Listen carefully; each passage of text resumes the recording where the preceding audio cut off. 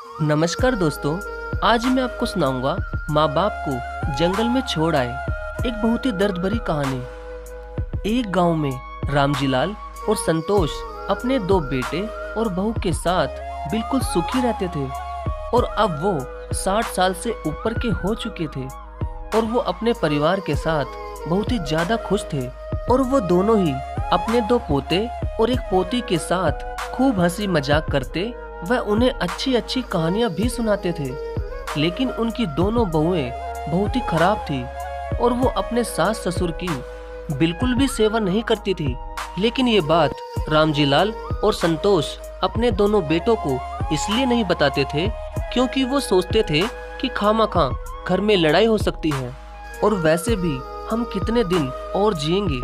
लेकिन एक दिन तो उनकी एक बहू ने बिल्कुल ही हद ही कर दी।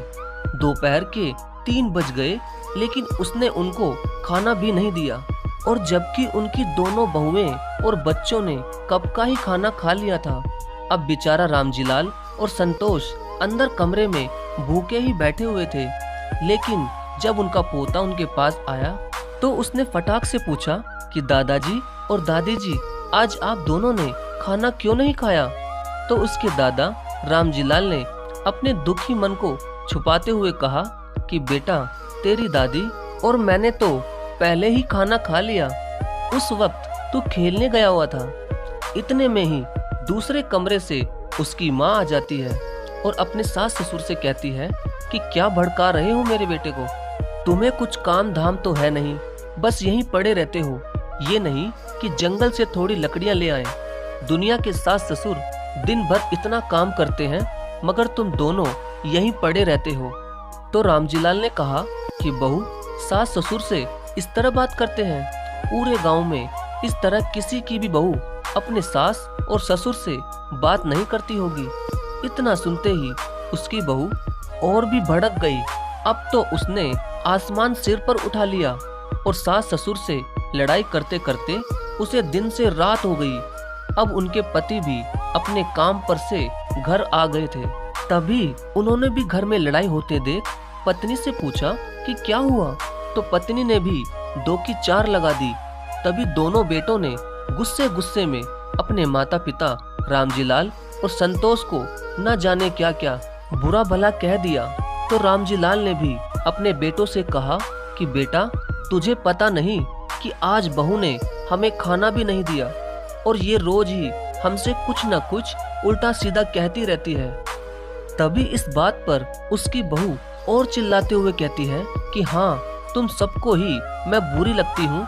ऐसा करती हूँ कि मैं ही इस घर से निकल जाती हूँ।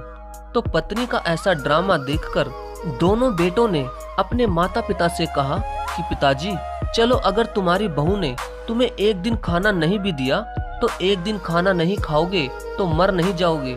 तभी अपने बेटों के मुंह से ऐसी बात सुनते ही उनके माता पिता की आंखों में दर्द भरे आंसू आ जाते हैं और वो चुपचाप ही रोते हुए अपने कमरे में चले जाते हैं। अब रामजीलाल और संतोष बिल्कुल ही टूट चुके थे और अब तो वो रोज ही अपने पत्नी के कहने पर अपने माता पिता को कुछ न कुछ उल्टा सीधा कहते ही रहते थे।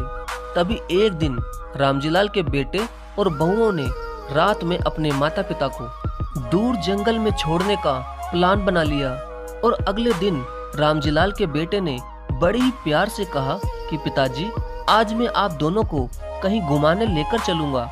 तो उनका बेटा रात के समय कच्ची नींद में ही अपने माता पिता को उठाता है और अपने साथ एक बैलगाड़ी में बिठाकर ले जाता है। तो वो उनको गांव से बहुत दूर एक जंगल में लेकर जाता है। कुछ देर बाद वो घर से बहुत ही दूर चले जाते हैं। अब एक अंधेरी गुफा सी आ जाती है तो उनका बेटा सोचता है कि मैं अपने माता पिता को यहीं छोड़ देता हूँ। यहाँ तो कई जंगली जानवर भी होंगे और वो कल तक तो इन्हें खाकर खत्म कर देंगे।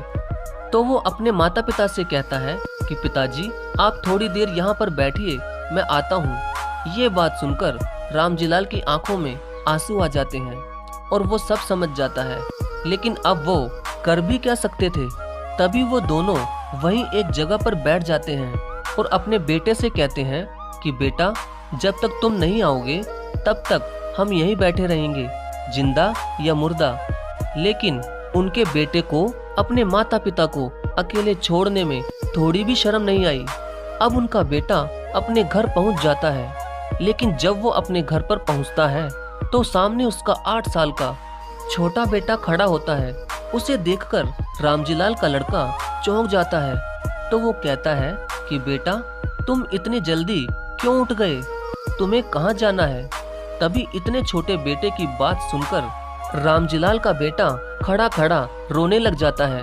उस छोटे बच्चे ने अपने पिता से कहा कि पिताजी, मैं यहाँ रात से ही बैठा हूँ और मैं भी अब जल्दी बड़ा होकर धूमधाम से अपनी शादी करूँगा। और जैसे आप दादाजी से उल्टा सीधा कहते हैं, वैसे ही मैं भी आपसे खूब उल्टा सीधा कहूँगा। और जैसे आपने माँ की कही बातों को मानकर दादाजी का अपमान किया है, ठीक वैसे ही मैं रोज अपनी पत्नी की बातें मानकर आपका खूब अपमान करूँगा। और हाँ पिताजी, आप तो दादाजी को सिर्फ जंगल में ही छोड़कर आए हैं, लेकिन मैं ऐसा नहीं करूँगा। मैं तो आपको एक बहुत ऊंची खाई से नीचे फिकवा दूंगा।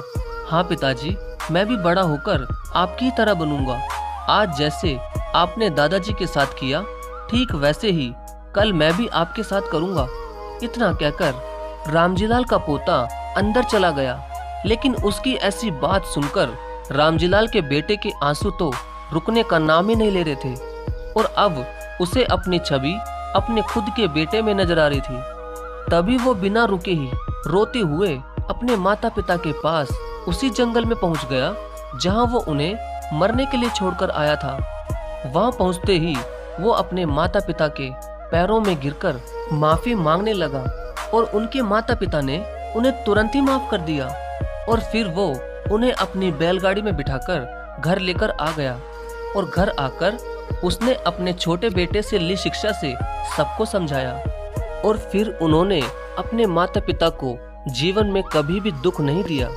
तो दोस्तों, ये बात 100% सच है कि आज हम जैसा अपने माता पिता के साथ करेंगे, ठीक वैसे ही कल हमारे बच्चे भी हमारे साथ वैसा ही करेंगे।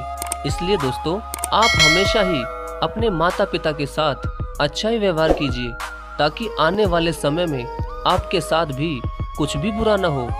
धन्यवाद।